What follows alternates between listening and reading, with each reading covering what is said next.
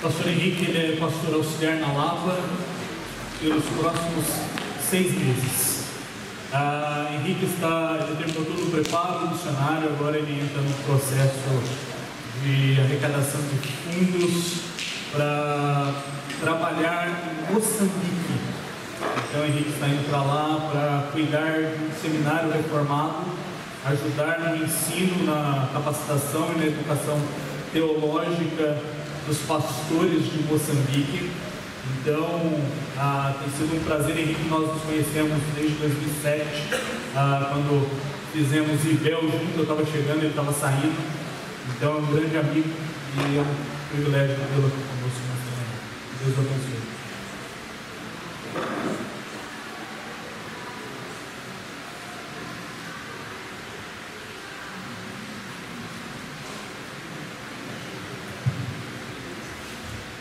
Irmãos, é uma grande alegria e um privilégio estar aqui com vocês nesta manhã. Confesso que já era meu desejo visitá-los há algum tempo, mas nunca houve uma oportunidade apropriada, até que o reverendo Jonas me convidou para pregar e aí eu não tive mais escapatória. Meus queridos, assim como o apóstolo Paulo escreveu algumas das igrejas que ele conheceu, eu posso dizer que eu louvo ao Senhor por aquilo que tenho ouvido a respeito de vós. Uma igreja tão jovem, mas que tem amadurecido tão rápido através do auxílio e atuação do Espírito Santo. E é um imenso prazer e uma alegria estar aqui prestando culto ao Senhor juntamente com vocês. Eu gosto muito de visitar novas igrejas porque me dá uma dimensão mais adequada do tamanho da minha família. A cada nova igreja que eu visito, eu conheço mais pais, mães, irmãos e irmãs, e o Senhor Jesus Cristo prometeu que jamais faltariam aqueles que tivessem deixado a sua casa e sua família para servir. Vocês são uma grande bênção na vida dos seus líderes, e louvo ao Senhor, porque desde já eu me sinto abençoado por vocês. Mas além do privilégio de prestar culto juntamente com os irmãos, me estendido também o privilégio de trazer-lhes a mensagem do Senhor. E como foi anunciado, se encontra nesta manhã em Mateus capítulo 28, o último capítulo do Evangelho que escreveu Mateus. Os seus versos finais também. Mateus capítulo 28, os versos de 18 a 20.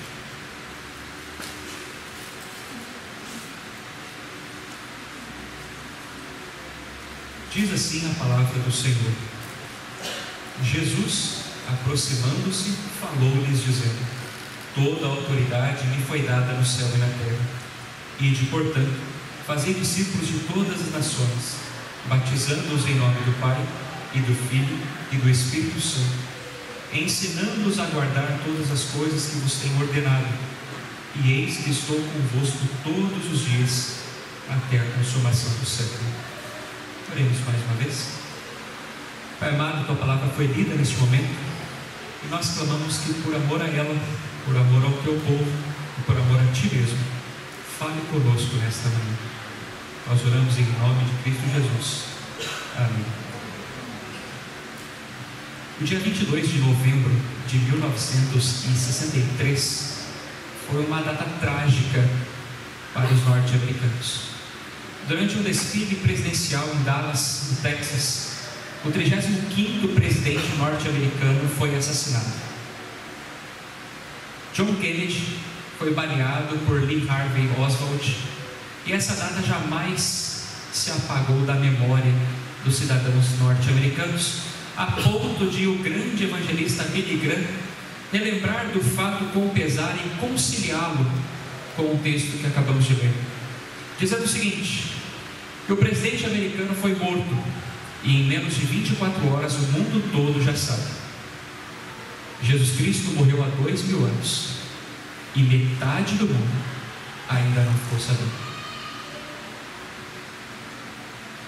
O assassinato do Kennedy foi há 55 anos. De lá para cá muita coisa mudou, inclusive nas missões. Hoje nós não temos mais metade do mundo não alcançado, como afirmou Billy Graham tanto tempo atrás. nós temos aproximadamente 1/3 do mundo que ainda não conhece a palavra do Senhor. Não há uma igreja próxima de seus cidadãos, não há a Bíblia traduzida na sua própria língua, ou a igreja ela é tão pequena a ponto de não conseguir evangelizar o seu próprio país. Mas apesar de nós termos reduzido a proporção de metade para 1/3, o número ainda é expressivamente grande. Nós tratamos de aproximadamente 2 bilhões de pessoas que jamais ouviram falar do Evangelho de Jesus Cristo. Não sabem que Jesus Cristo veio sequer uma vez, quanto mais que virá uma segunda. Mas me preocupa, meus queridos, que talvez muita ênfase esteja dada apenas àqueles que jamais ouviram do Evangelho, aqueles que não têm uma igreja no seu próprio país, ou a igreja é pequena demais para replicar a si mesma. Me preocupa que nós talvez estejamos nos esquecendo dos países que, embora tenham sido evangelizados, não o foram de maneira adequada e nem perseverante. O Evangelho passou e se foi. E para muitos de nós, isso é suficiente. O povo tem acesso a uma igreja, o povo teve acesso a uma igreja, e nós damos então por assim encerrada a nossa missão. Nós não temos então que evangelizar, nós temos que alcançar as pessoas, porque a oportunidade está diante delas. Mas ao que nos parece, meus queridos, a missão que o Senhor deu a todos os cristãos ainda não foi completamente concluída. E mesmo que você não more no Afeganistão, não more na China, ou não more no Timor-Leste, você ainda tem uma missão a cumprir no seu próprio país. Talvez você não tenha contato com nenhuma pessoa que ainda não seja não alcançada, conforme as definições dos missiólogos, mas muito provavelmente você tem no seu convívio próximo pessoas que não foram evangelizadas ou não adequadamente evangelizadas. Então, portanto, a sua missão ainda não terminou. O texto que acabamos de ler é fundamental quando tratamos da missão da igreja. É impossível escapar dele. E por essa razão você possa pensar que não há nada de novo que o Espírito Santo possa me ensinar através de um texto tão largamente conhecido. Mas assim, meus queridos irmãos, como uma joia preciosa perde o seu brilho com o uso, assim textos importantes das Escrituras são desgastados na nossa mente quando não visitamos com frequência. E assim como para restaurar o brilho original de uma joia de grande valor é necessário poli-la de vez em quando, é necessário que revisitemos alguns textos velhos conhecidos nossos para aprender coisas novas. O texto em questão é a última ordem do Senhor Jesus Cristo aos seus discípulos antes de ascender aos céus. Sendo a última das suas ordenanças, deve ser uma das mais frescas em nossa memória. Deve ser uma ordem que deveremos relembrar constantemente. Afinal de contas, aos discípulos não foi permitido esquecê-la, e a nós também não deveria ser. O autor que escreve estas palavras, embora tenha escrito em língua grega, é de origem judaica. Portanto, toda a sua cultura, toda a sua forma de escrever, todo o estilo literário é judeu e não helênico. E isso é importante para entendermos a forma como Mateus escreve essas palavras de Jesus Cristo aqui. Nós podemos relembrar, meus queridos, que uma das formas de enfatizar na literatura judaica é a repetição, a ênfase pela retomada dos termos. E nos chama a atenção que neste pequeno trecho há um termo repetidamente, um termo que se repete. A palavra toda, ou todo, aparece 4 vezes em apenas 3 versos. E isso deve nos chamar a atenção, porque a escolha das palavras não são aleatórias. As escolhas são determinadas por um objetivo, de modo a esclarecer e captar a nossa atenção a uma verdade bastante profunda. E por essa razão eu gostaria que nós até tivéssemos nesta manhã em estudar, compreender um pouco mais o que Mateus quis trazer a nós hoje, repetindo o termo todo ou toda, naquilo que nós chamamos hoje de grande comissão. A primeira vez que essa palavra aparece no verso 18, onde Jesus diz aos seus discípulos: toda a autoridade lhe foi dada no céu e na terra. A tradução King James, ou tradução do Rei Tiago, publicada pela primeira vez em 1611 na Inglaterra, a mão do Rei Tiago, ou Rei James, traduz esse versículo como: todo o poder lhe foi dado no céu e na terra. E isso não é uma inverdade. Todo o poder de fato pertence ao Senhor Jesus Cristo, de eternidade a eternidade. Não há ninguém acima dele, não há ninguém igual a ele. O Senhor Jesus Cristo tem todo o poder e governa absolutamente. Porém, essa não é talvez a tradução mais adequada ao termo aqui destacado. O que Mateus está nos dizendo com que, na afirmação de Jesus, em que toda a autoridade foi dada ao Senhor Jesus no céu e na terra, poderia ser melhor traduzida com: todo o direito me foi dado no céu e na terra. E a pergunta natural que faríamos diante disso é: que direito é este? É notável, meus queridos, perceberem que Jesus Cristo está comissionando os seus discípulos para fazer um trabalho. Está delegando a eles a tarefa de continuar a sua obra, de levar as palavras do bondoso Deus a todas as pessoas, aqueles que já a ouviram, aqueles que ainda não a ouviram. E é sobre este direito que nós deveríamos meditar: o direito de anunciar a salvação.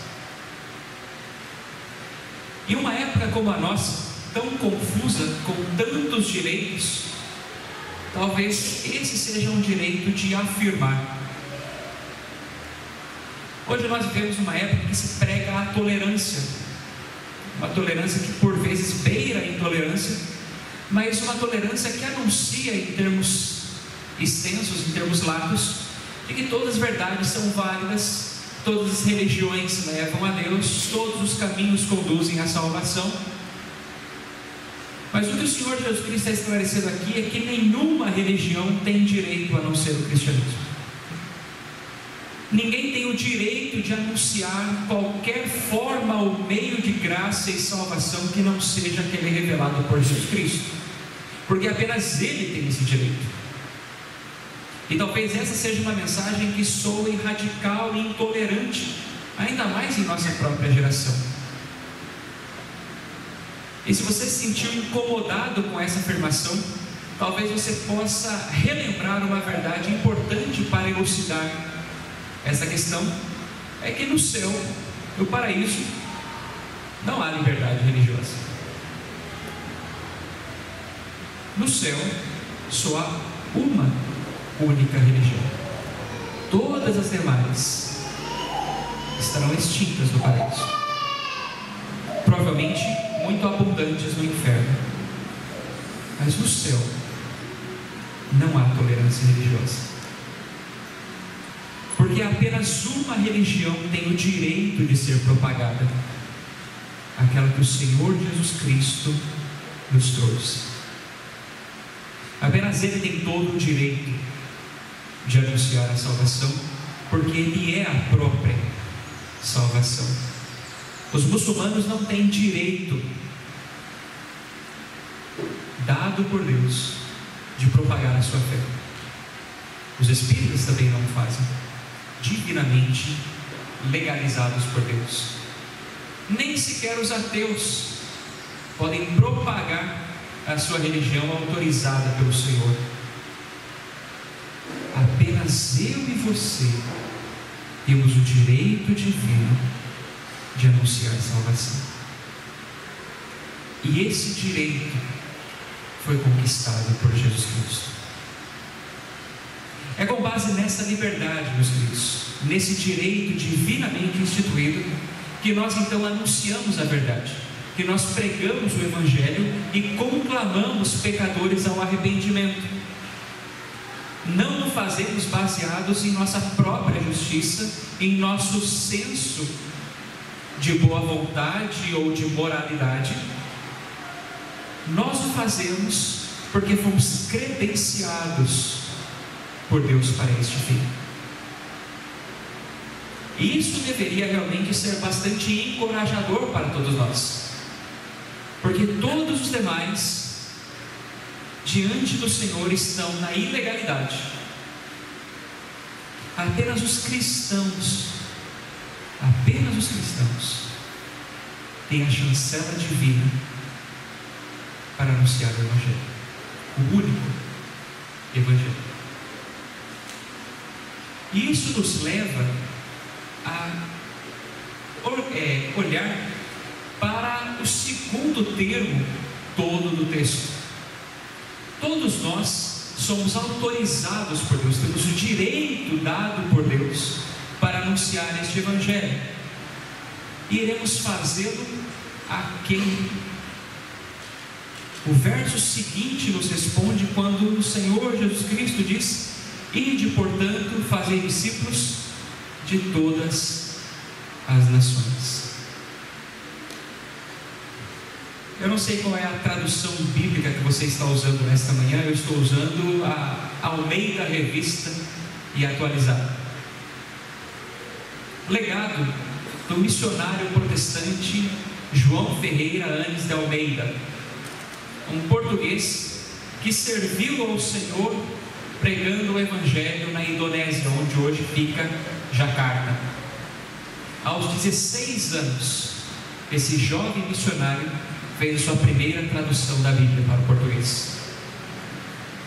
Essa tradução de 1645, infelizmente, acabou se perdendo e jamais foi publicada. O Novo Testamento de João Ferreira de Almeida foi publicado pela primeira vez em 1681. E quando ele fez essa tradução a partir do texto grego, ele traduz todas as nações. É natural o entendimento de João Ferreira de Almeida no século XVII a respeito desse termo, uma vez que ele não conhecia o termo etnia no sentido que nós conhecemos hoje no século XXI. E talvez a tradução que ele fez, uma tradução excelente, por sinal, possa nos levar a crer que o Evangelho deve alcançar todos os países do mundo, deve chegar a todos os estados que compõem o planeta Terra. E isso de fato já aconteceu. O Evangelho já chegou, em certa medida, em todos os países. Pode não ter sido aceito, pode não ter sido devidamente implementado como igreja, mas ainda assim já alcançou todos os países. Mas o termo aqui não permite que nós entendamos que a missão está concluída. O termo aqui em questão nos dá a ideia não de país com fronteiras politicamente definidas, mas como povos, etnias, grupos diferentes que dividem uma mesma fronteira. Ou seja, o Evangelho deveria ser anunciado a todos os povos e não apenas a todos os países. Esse para você pode ser um entendimento muito claro e muito simples de assimilar, mas acredite, não é para todos os nossos irmãos. Em Moçambique, por exemplo, eles têm um grande problema com esse entendimento. Segundo alguns antropólogos, em Moçambique há 43 línguas, o que significa que há pelo menos 43 povos diferentes dentro do mesmo país. Mas para os nossos irmãos presbiterianos moçambicanos, o Evangelho está restrito a basicamente apenas 2 dessas 43 ou mais etnias. Os cultos são realizados na língua xangana, embora haja ainda outras 43 línguas. A liturgia a tradução bíblica, as celebrações da igreja são todas voltadas para uma porção minoritária do país. E eles, assim como muitos outros nossos irmãos africanos, têm dificuldade em compreender que o Evangelho deve romper com fronteiras étnicas, que o entendimento dos judeus do Antigo Testamento, ainda persistente em muitas igrejas ao redor do mundo, está equivocado. A salvação não é dos judeus, ela viria por meio deles. Mas ao que parece, os judeus com quem Jesus se confronta no Novo Testamento eram tardios em compreender isso, e acreditavam que para alguém ser salvo era necessário tornar-se primeiramente judeu. Apenas a fé em Cristo era insuficiente, era necessário a fé em Cristo mais a circuncisão, a fé em Cristo mais a obediência a leis dietéticas. Era necessário crer em Cristo e algo mais. E esse era o grande embate também de Paulo na carta aos Romanos, na carta aos Gálatas, em que ele constantemente lida com essas questões. Mas talvez para você isso ainda não seja relevante, ainda que seja uma curiosidade interessante. Porque no Brasil nós não temos as particularidades que muitos dos países africanos têm. Nós, por meio de séculos de miscigenação, somos basicamente um grande povo. Talvez você pense que os brasileiros, como povo, já tenham sido alcançados pelo Evangelho. E quando eu falo brasileiros, eu falo no sentido genérico do termo. O Brasil, com sua matriz cultural católica, obviamente, já teve acesso ao Evangelho. E talvez você pense que, como brasileiro, então você pode descansar. Essa talvez seja uma mensagem para os moçambicanos, para os angolanos, para os senegaleses, para os afegãos. Mas é necessário compreender, meus queridos, que a Bíblia toda ela trabalha em unidade. E o texto complementar, não paralelo, mas complementar, de Marcos capítulo 16, nos ajuda a compreender que mesmo a nossa tarefa como brasileiros ainda não terminou. Em Marcos capítulo 16, o Senhor Jesus Cristo diz aos seus discípulos: preguem o Evangelho a toda criatura. Ainda há muitas criaturas no Brasil, não é? Ainda há muitas pessoas que não foram devidamente evangelizadas.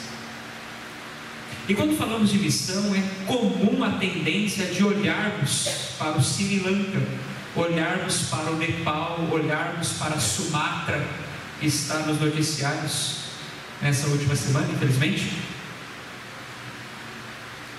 Mas quando nós falamos de missão, meus filhos, nós precisamos compreender que nós somos comissionados por Deus. Nós recebemos o direito dado por Deus de sermos missionários onde estamos, não em um país remoto e distante, de língua difícil, mas talvez o seu campo missionário não esteja do outro lado do Atlântico, esteja do outro lado da tua sala de estar. Nós devemos, meus queridos, anunciar o Evangelho a todos os povos e também a todas as pessoas dentro desses povos. Nós não estamos evangelizando termos abstratos, genéricos. Nós estamos evangelizando indivíduos, pessoas, gente de carne e osso, como a gente, que compartilha virtudes e defeitos, que nos tratam bem e nos ofendem, que nos auxiliam e também nos prejudicam. O que o Senhor Jesus Cristo está querendo nos dizer aqui neste texto é que a nossa tarefa ainda não terminou, porque nós precisamos pregar o Evangelho indistintamente a todas as pessoas com as quais nós temos contato. As pessoas que fazem parte da nossa família, do nosso trabalho, da nossa vizinhança, os estranhos com quem cruzamos numa fila do banco ou num terminal rodoviário. Nós não podemos, meus queridos, nos silenciar diante dessa missão, uma vez que somente nós podemos fazê-la. Ninguém mais tem o direito de pregar o Evangelho, só eu e você. Ninguém o fará, meus queridos. Ninguém o fará por nós. E é por essa razão que nós estamos aqui, para ouvirmos a voz do Senhor e proclamarmos essa voz àqueles que ainda não a ouviram e àqueles que ainda não a aceitaram. É claro que nem todos irão se converter, é claro que nem todos acolherão com gratidão e alegria essa mensagem de salvação, mas isso não é problema meu e nem seu. O nosso problema é anunciar esse Evangelho, é fazer discípulos de todas as nações, é anunciar o Evangelho, meus filhos, aqueles que vivem debaixo do mesmo teto que a gente, é pregar o Evangelho ao chefe que te incomoda, ao vizinho irritante, aquele parente que você só vê no fim de ano porque não o suporta nos outros 363 dias do ano. Nós precisamos, meus queridos, ser fiéis na proclamação, porque este é não apenas um direito, mas um grande privilégio. Mas tão importante quanto compreender a quem nós devemos anunciar o Evangelho, é importante compreendermos o que é esse Evangelho que nós devemos propagar. E isso nos leva ao verso de número 20, quando o Senhor Jesus Cristo diz que nós devíamos ensinar as pessoas a guardar todas as coisas que vos tenho ordenado. Todas as coisas. É importante nós fazermos uma definição a respeito do que é o Evangelho. Eu gosto muito da forma como o reverendo Ronaldo Lidório apresenta esse termo. Ele disse certa vez que as pessoas comumente falam que o Evangelho está adentrando a Amazônia, ou que o Evangelho está sendo perseguido na Índia. Mas o que está sendo dito, na verdade, é que a igreja está adentrando na Amazônia. Os missionários, os cristãos estão chegando lá. Os cristãos, a igreja está sendo perseguida na Índia. Mas a igreja não é o Evangelho. Nós temos uma definição muito clara do que é o Evangelho no primeiro capítulo da carta de Paulo aos Romanos. E ao ler os versos iniciais daquela carta, nós iremos perceber que o Evangelho é Jesus Cristo. Ora, Jesus Cristo não está adentrando na Amazônia e ninguém está perseguindo Jesus Cristo na Índia. Estão perseguindo a igreja. A igreja está adentrando nos campos missionários. Mas o Senhor Jesus Cristo não está sendo perseguido por ninguém. Jesus Cristo não tem rivais. A igreja dos Cristos, portanto, não é o Evangelho. É importante que nós entendamos isso, porque em nosso mundo ocidental, muitas pessoas têm se tornado membros de igreja sem jamais conhecerem Jesus Cristo. Vão pulando de igreja em igreja, buscando aquela que o faz se sentir melhor, onde ele se sente mais à vontade, onde o culto lhe agrade, e não ao Senhor.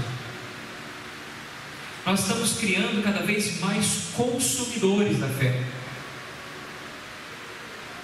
e em parte essa culpa é nossa.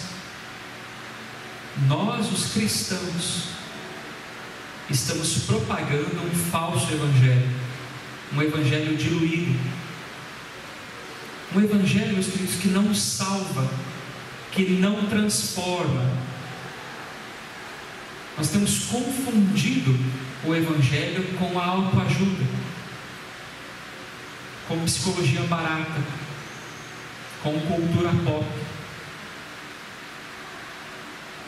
O Evangelho, meus queridos, Jesus Cristo é aquele que precisa ser devidamente anunciado, e ninguém jamais poderá ser considerado evangelizado a menos que esse Jesus Cristo lhe seja apresentado. E é necessário que nós conheçamos, meus queridos, esse nosso Senhor, porque nós não podemos vender um produto que nós não compramos. Nós não podemos anunciar um Jesus Cristo a quem nós não conhecemos ou a quem nós não obedecemos. Ensinar a guardar, no texto que acabamos de ler, traz a ideia não apenas de entregar um folheto e esperar que o Espírito Santo faça todo o restante, apenas fazer um serviço de panfletagem, achando que com isso estamos cumprindo a nossa missão. A ideia do texto aqui não é a da entrega de um folheto, mas o de caminhar junto com a pessoa. É muito mais a ideia que nós temos de discipulado do que evangelismo como evento. Nós teremos hoje uma programação evangelística. Não é isso que o texto está dizendo. O que o texto está dizendo é que nós ensinaremos as pessoas a guardar todas as coisas que o Senhor primeiramente nos ensinou, caminhando com elas, nos relacionando com elas.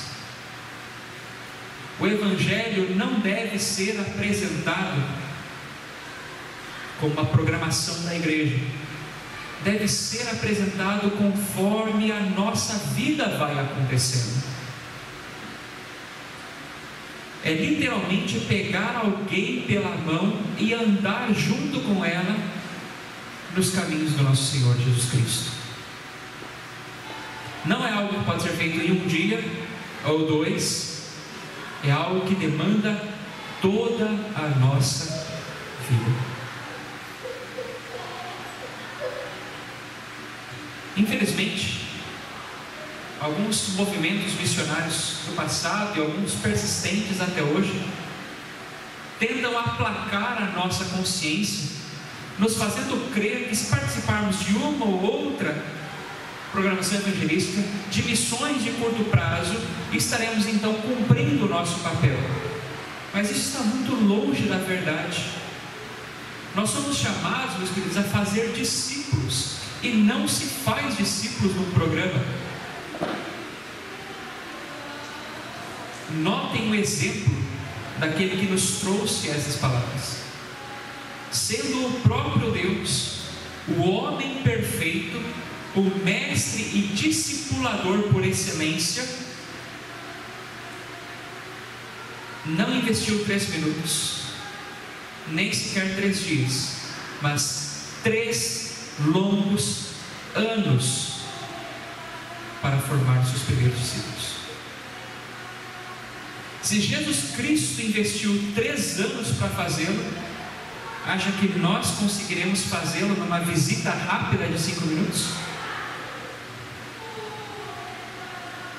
Há grande valor sim em anunciar o Evangelho em oportunidades rápidas. A pessoa que você conheceu no ônibus não vai te acompanhar o resto da vida.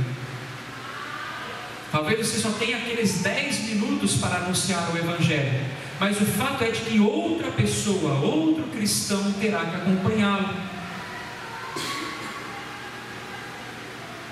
Ele não vai se tornar um cristão pleno sentado naquele banco de ônibus.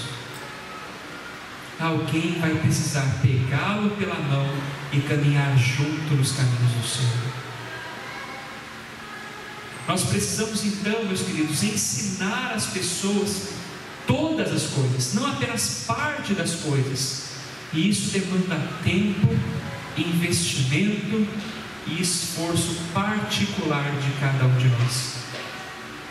Porque isso é uma missão dada a todo cristão, não apenas aqueles que ocupam a parte de trás deste púlpito.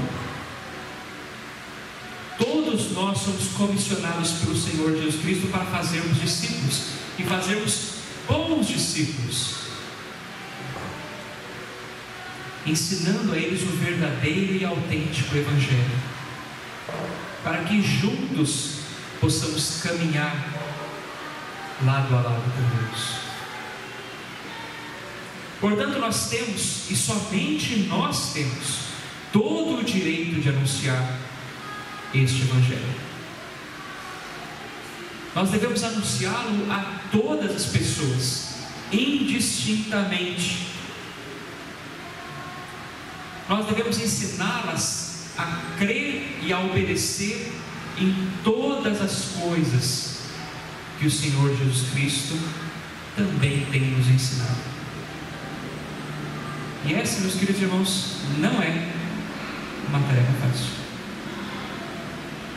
Se fosse fácil, talvez os apóstolos tivessem concluído ela no primeiro século. E eles se esforçaram bastante para isso. Mas não é, meus queridos, uma tarefa simples. É uma tarefa que sempre estará além das nossas capacidades.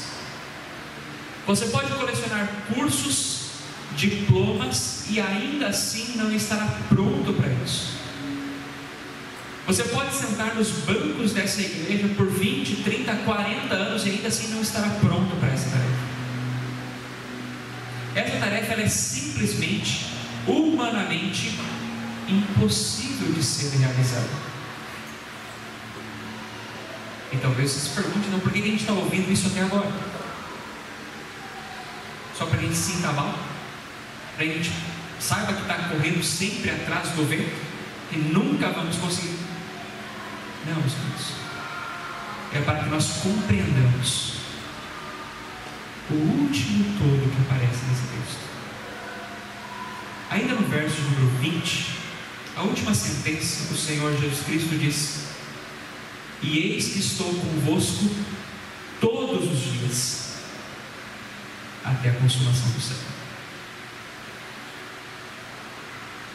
Isso sim é encorajador, porque o Senhor Jesus Cristo está nos dizendo aqui que esta missão ela jamais será realizada sozinha. Por isso que o subtítulo adotado aqui é a grande comissão. Não é a grande missão, é a missão compartilhada, é a missão conjunta.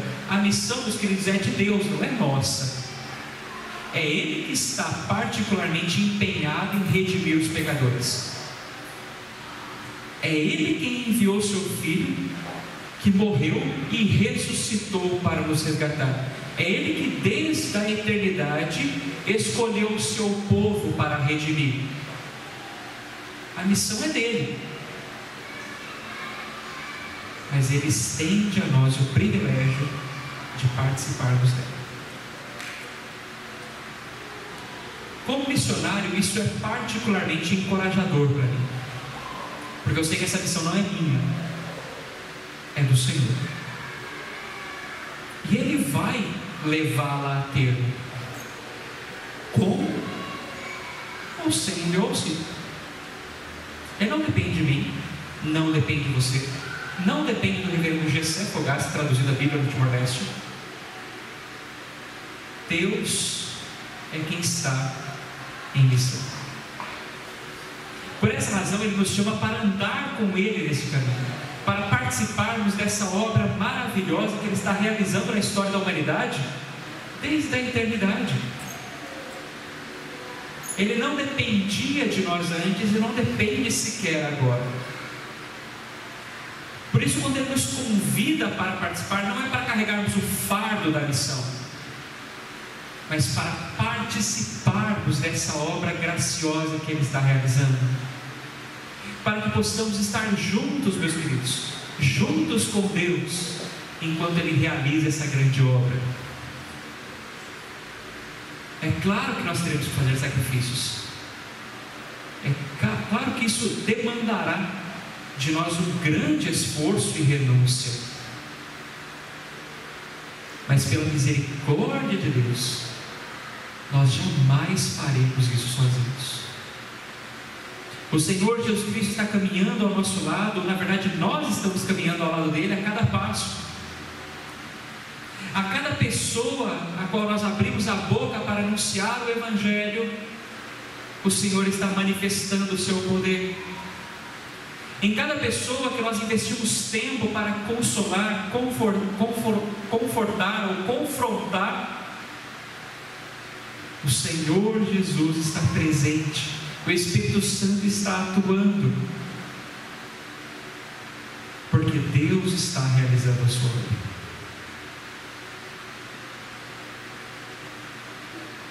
Mas esta, meus queridos, esta é uma promessa que está contida no contexto dessa missão. O Senhor vai nos auxiliar, vai nos fortalecer, vai nos encorajar, se estivermos trabalhando.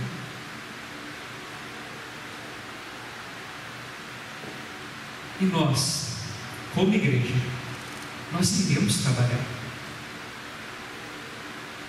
Há uma diferença muito grande entre aquilo que nós chamamos de grande comissão nos evangelhos e aquilo que alguns chamam de grande comissão no livro de Atos, no capítulo 1, verso 8, em que Jesus Cristo diz: sereis minhas testemunhas em toda Jerusalém, Samaria e até os confins da terra. Em Atos, ao contrário de Mateus e Marcos, não há uma única ordem ali. Em Atos não há imperativos. Em Atos há uma constatação profética. Está dizendo que a igreja seria de fato testemunha do Senhor em todo lugar. Não está mandando o ser, porque ele já mandou aqui em Mateus, né? Mas ele está constatando em Atos de que a igreja atenderia a esse chamado. E a igreja está atendendo, meus filhos. Ainda há muito a ser feito, mas a igreja do Senhor Jesus Cristo está ouvindo a sua voz e cumprindo o seu chamado. A pergunta que você deve responder nesta manhã é: você está entre os trabalhadores? Há muitos irmãos seus pregando o Evangelho, em casa, no trabalho, em lugares distantes, de línguas difíceis. E o que você está fazendo? Você realmente quer ficar em casa assistindo TV enquanto Deus está transformando a história da humanidade? Enquanto Deus está movendo as pessoas nesta vida e na próxima, resgatando o perdido, salvando pecadores, livrando as pessoas da condenação eterna, você realmente não quer participar disso? Somente nós temos o direito de anunciar esse Evangelho, meus queridos. É um grande privilégio, ninguém mais tem esse. Só nós temos.